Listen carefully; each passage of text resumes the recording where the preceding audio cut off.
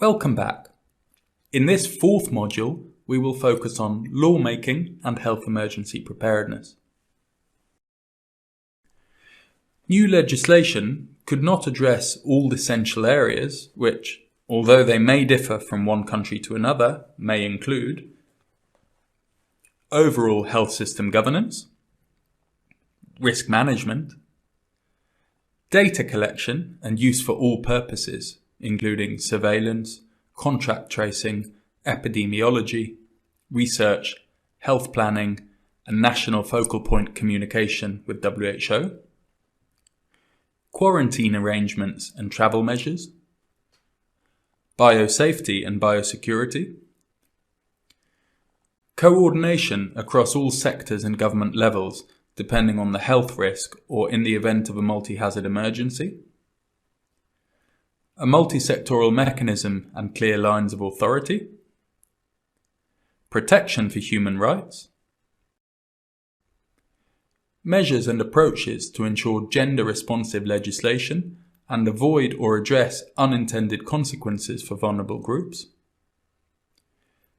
measures to achieve maximum possible community engagement, identifying and removing impediments to an emergency response, ensuring that the health system's priorities, along with broader consideration of universal health coverage and the Sustainable Development Goals, are not overlooked, recognising the importance of careful costing and of an implementation and communication strategy. Opportunities to consider how legislation may contribute to health emergency preparedness, or to question whether a piece of national legislation generally serves its purpose, may arise at different stages, including those at which legislative priorities are set, legislation is scrutinised in parliamentary committees, plenary debates on draft legislation are held, and parliamentary votes on approving legislation are conducted. Law reform in itself is unhelpful unless it is properly supported by the successful and sustainable implementation, including the necessary budget. Parliamentary involvement in the lawmaking process can differ depending on the legislation development process in each country.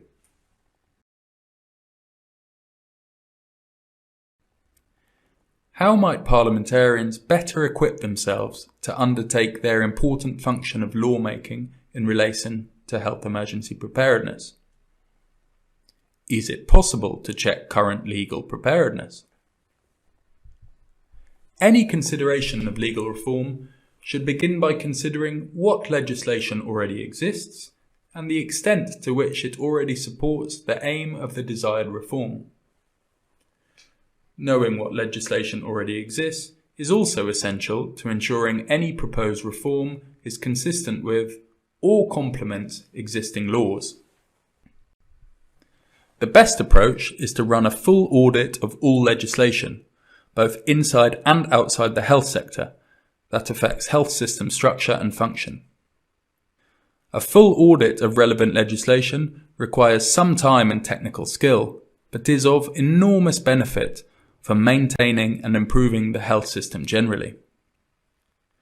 It is also a crucial aspect of examining legal preparedness for health emergencies. If law reform is to be considered, this is a necessary first step. It is also enormously helpful to contact people currently working with the legislation or affected by it and ask them about its usefulness.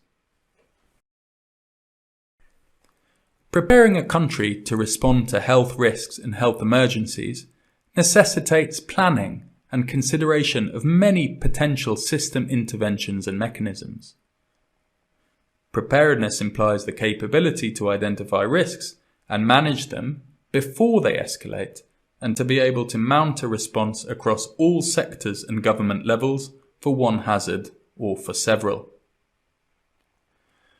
Legislation is always part of preparedness, irrespective of whether it supports preparedness or response to efforts.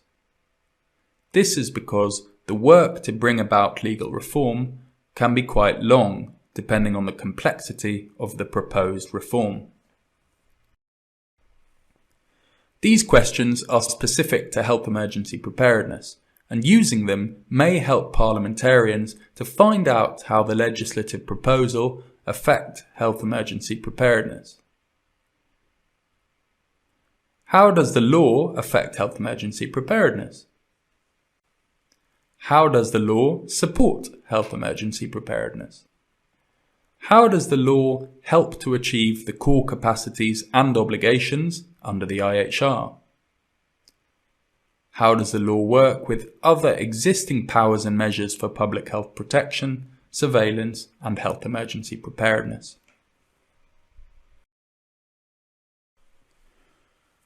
What effect would the law have in a multi-hazard emergency? In other words, is it clear how a coordinated approach to multi-hazard event can be taken when several regulatory frameworks are involved? For example, a change in the chief veterinarian's powers under agricultural legislation may affect how that office works with the chief health officer under public health legislation when there is a multi-hazard emergency arising from a virus in animals which may be transferred to humans. Does the law impede preparedness in any way? Does the law reduce available funding or resources?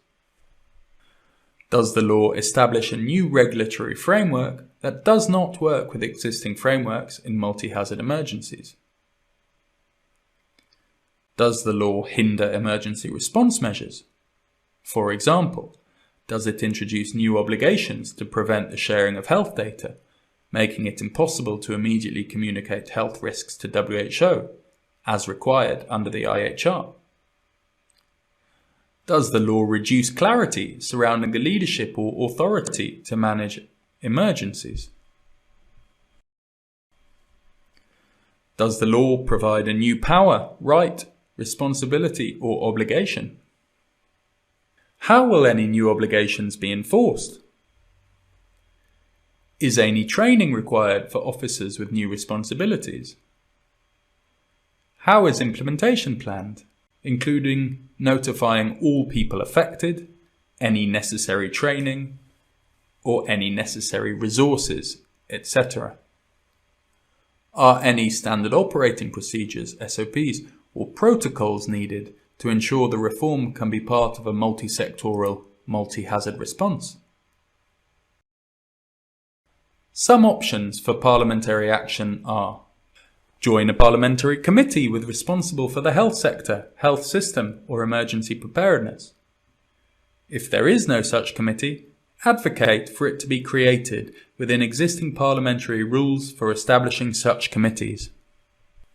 Ask the department in charge to brief you on the legislative proposal.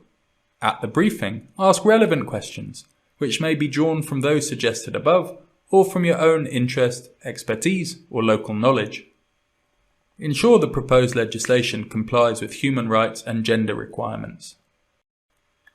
Ensure that the members of any parliamentary committee represent various parties and sectors, and that the committee has the power to co-opt members if, in the event of a health emergency, additional expertise may be needed.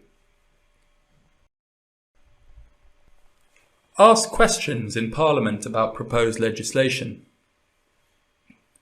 In Cabinet and other high-level meetings that determine legislative priorities for a parliamentary session, advocate for legislation that will increase health emergency preparedness and meet core capacities under the IHR. Ask questions about the appropriate time in Parliament, such as question time, about health emergency preparedness and compliance with the country's commitments under international law to implement the IHR. Seek out and use familiarisation programmes, conferences, webinars and other opportunities offered from time to parliamentarians to build their knowledge about health emergency preparedness, the IHR or other related areas. Use these questions to assist parliamentarians and their staff in crafting questions for parliaments and parliamentary committees concerning the existing regulatory framework and its ability to support health emergency preparedness and the implementation of IHR. A checklist can be a quick approach to assessing legal preparedness for health emergencies and identifying any gaps. The checklist indicates the level of health emergency preparedness in the country and can help to inform decisions about whether more attention to legal preparedness, including legislative review and legal reform, may be required. It can also help parliamentarians to frame questions for Parliament or for committees, as well as to pinpoint areas where further briefing or oversight is needed. In using the checklist, there is no need to answer every question in detail.